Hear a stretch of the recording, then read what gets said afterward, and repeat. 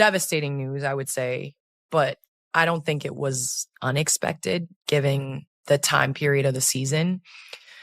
Caitlin Clark announced on her social media that she will miss the rest of the season. She captioned it in short, in part, I had hoped to share a better update, but I will not be returning to play this season. I spent hours in the gym every day with a singular goal of getting back out there. Disappointed isn't a big enough word to describe how I am feeling. She was limited to 13 games this season. This is wild.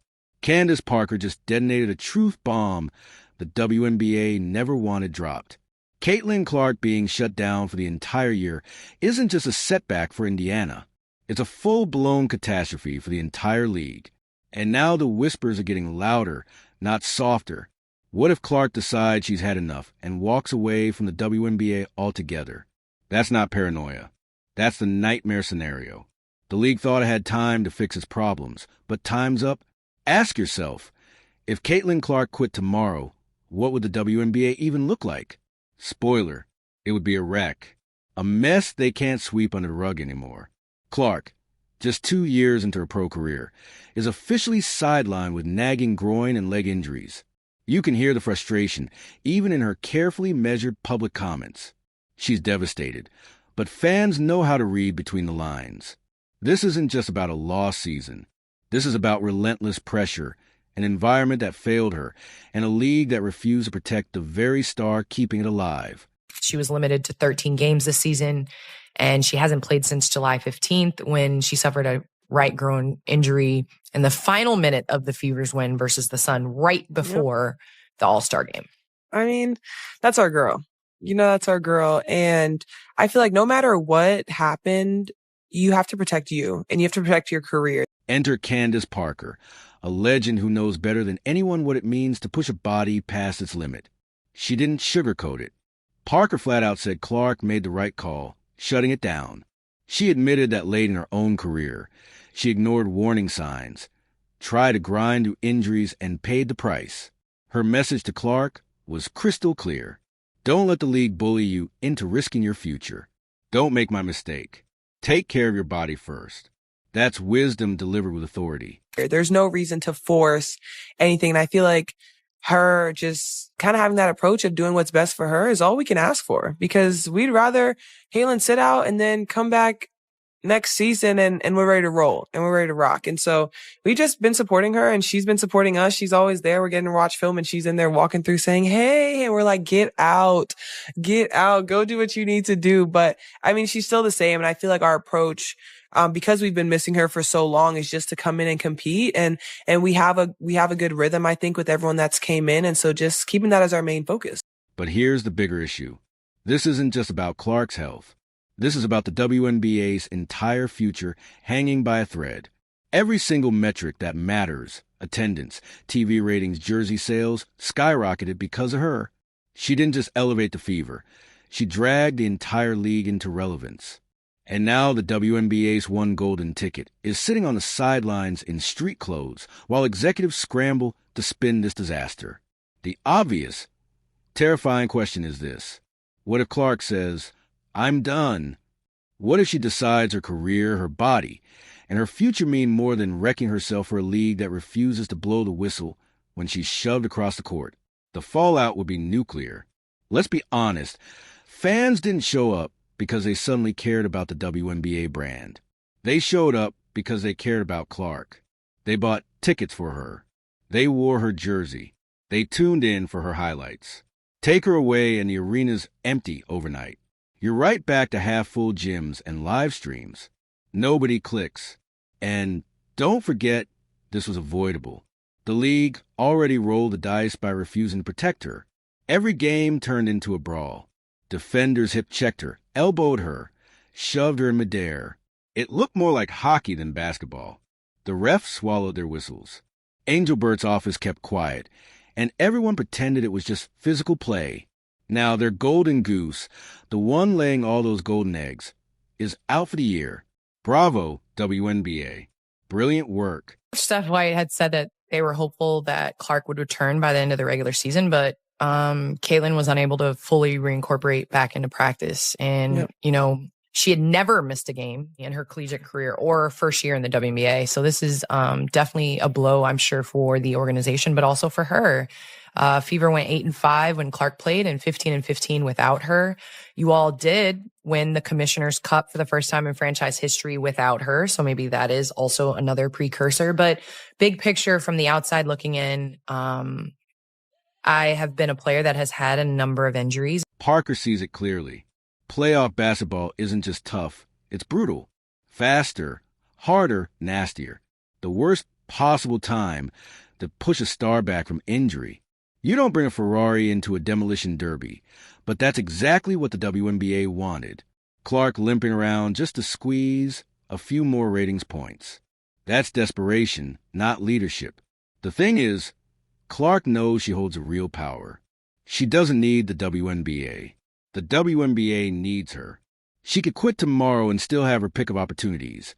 Broadcasting, endorsements, international ball, even starting her own brand. Meanwhile, the league is a charity case propped up for years by the NBA. After decades of trying to break through, the WNBA finally had its biggest growth spurt because of Clark. One player barely into her sophomore season carried them further than all of Angel Burt's speeches combined. That's why the quit the league talk feels so real. Fans are already saying out loud, if Clark's not playing, I'm not watching. That's loyalty to her, not to the league. If she walks, they walk too. And that's what instant regret looks like. And taking the time. And there is a difference in being a role player and coming in and playing a role and coming in off of an injury. There is a rhythm. But when you are Caitlin Clark and you have the ball in your hands and you are on the other team's scouting report, to come in half and not be able to be in that amount of, I would say, shape, rhythm of the game, because the rhythm of the game changes towards the end of the year. And so when it started getting closer to the end of the regular season, I was like, it's dangerous to come back during playoff basketball because the whole flow, the physicality, all of that is different. And so I know it's difficult to kind of take time and understand the big picture, especially when you're living with tunnel vision and you've worked so hard to get to where you're at, but it's the smart thing. And I'm proud of this generation for taking the time they need, looking at the bigger picture and making sure that they get healthy. So Caitlin Clark, hope you feel better. You have a great off season and you come back. Candace Parker deserves credit for saying what needed to be said. She wasn't just advising Clark. She was indirectly telling the WNBA to respect its players. Stop running them into the ground. Stop pushing them back too soon. Clark isn't just a rotation piece. She's a player every scouting report circles in red. If she's not at 100%, she has no business being out there. Parker all but applauded her for realizing that truth before it was too late. But here's the twist. This isn't only about health. It's about trust. Clark gave everything to the game. She even said she was grinding for hours daily in rehab trying to fight back. You could hear the heartbreak in her words. But when it came time for gratitude, she didn't mention the league, not the refs, not the leadership. She thanked her fans and her teammates. Period. That's telling. The fans showed up for her. The league didn't. And that's why the door is wide open now for all the Clark could walk away talk. She's already learned the hard way that the WNBA won't protect her. So why keep playing a rigged game? And if you really want to connect the dots, think about what happens if Caitlin Clark decides she's done with the WNBA. Other leagues and investors will be falling over themselves to get her. Imagine Clark playing in Europe, where she could earn tax-free money, play fewer games, and let's be honest, actually get a whistle from referees. Or picture her walking away from basketball entirely and pouring her energy into broadcasting endorsements, media ownership, or nil-style projects that help the next generation. She could build an empire bigger than the WNBA itself. And the league, they'd be left clutching their regrets, watching the savior they squandered thrive without them. Now, here's the thing. Clark's saga isn't happening in a vacuum. The WNBA has been here before. They've had stars, and they've had problems. Angel Reese grabbed headlines, often for all the wrong reasons. Players complained about salaries, travel conditions, and subpar facilities. The league has always hovered in this frustrating, almost there, but not quite zone. Then Clark burst onto the scene and fans flooded in. For a brief moment, it looked like all the old problems had magically vanished. But the second Clark got hurt, the illusion shattered. The curtain dropped, and everyone saw the same old WNBA issue staring back. And here's where Candace Parker's voice hits hardest. She lived this already. She admitted that during her own career, she ignored injuries, pushed her body past the breaking point, and paid dearly. Now, from her vantage point as a retired legend, she's basically waving a red flag. Don't repeat my mistakes. The fact she even has to say this shows the league hasn't learned a thing. And you know what the league will probably do next? Put out some sterile press release about players' safety or supporting Caitlyn's recovery. Fans see right through that. They watched her get battered on the court. They watched refs swallow whistles. They watched league leadership stay quiet while Clark limped through games. No statement is fixing that. This is why the idea of Clark leaving the WNBA isn't fantasy. It's a legitimate possibility. And if it happens, the fallout will be catastrophic. All those record-breaking ticket sales, all those merch numbers, all those highlight reels dominating social media gone overnight. The league would slide right back into irrelevance, begging networks for scraps of airtime. Maybe that humiliation is what would take to shake the WNBA awake. But based on its history, don't count on it. And this isn't just about leaning on stars. The WNBA has been doing that forever. Diana Taurasi carried the league. Then it was Candace Parker. Then Maya Moore and now Clark. But here's the difference. Caitlin Clark isn't just another star. She's a star. She's the one who brought millions of fresh eyes to the game. She's the one who turned arenas into events. You can't afford to lose her, period. Yet, here we are. The cracks are showing. Her recent social media posts about the injury look polite on the surface, but fans could feel the frustration under every word. She said she was disappointed. But disappointed doesn't even scratch the surface. For Clark, that reads more like betrayed. She held up her end of the deal. She worked. She delivered. She became the storyline the league desperately needed. And what did she get in return? Elbows, flagrant fouls, and no protection until her season finally collapsed. This is year 2 for Clark, not year 1. The hype should have already solidified into dominance. She should be headlining playoff highlights, not watching them from the sideline. Instead, the WNBA is sitting on a giant moment plastered across their season. Let's not mince words. If Caitlin Clark walks, the WNBA faces ratings in free fall, arenas that look like ghost towns, furious sponsors demanding answers, and a commissioner scrambling for excuses. The only way to stop that train wreck is to treat Clark like the superstar she is. That means not just plastering her on posters, but actually protecting her on the court. That means fair officiating. That means genuine support for her long-term career, not just squeezing her dry for a quick payday. Here's the heart of the issue. The WNBA doesn't protect stars. They exploit them. They cash in on them. They market them to the moon. But when it comes time to actually safeguard their health, their reputation, their careers, the league is nowhere to be found. That's the pattern, and Clark is learning it faster than anyone before her. Candace Parker practically begged her to see the bigger picture. She told her the postseason is no place for half-healed injuries. She said she was proud Clark didn't rush back. That's an endorsement of Clark's maturity. But it's also a warning that the WNBA will happily push her body into ground if she lets them. And think about what Clark chose here.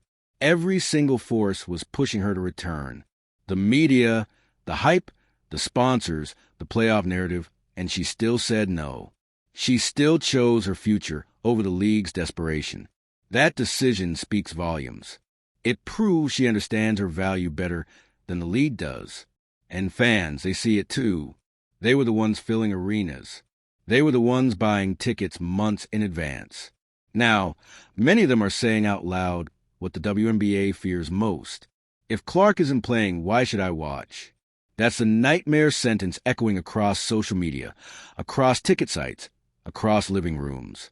This isn't some petty controversy like Angel Reese's latest drama. This isn't a one-off headline about charter flights. This is the WNBA's crown jewel benched. While Candace Parker, one of the greatest of all time, openly says, Yes, this was the right move. That's not just a headline, that's a crisis. So, the league has a choice staring in the face. Either they finally step up, protect their most valuable player, and prove they can manage success, or they watch Caitlin Clark walk out the door and take their entire future with her. Because, let's be clear, Clark isn't naive. She knows her value. She knows she's bigger than the league.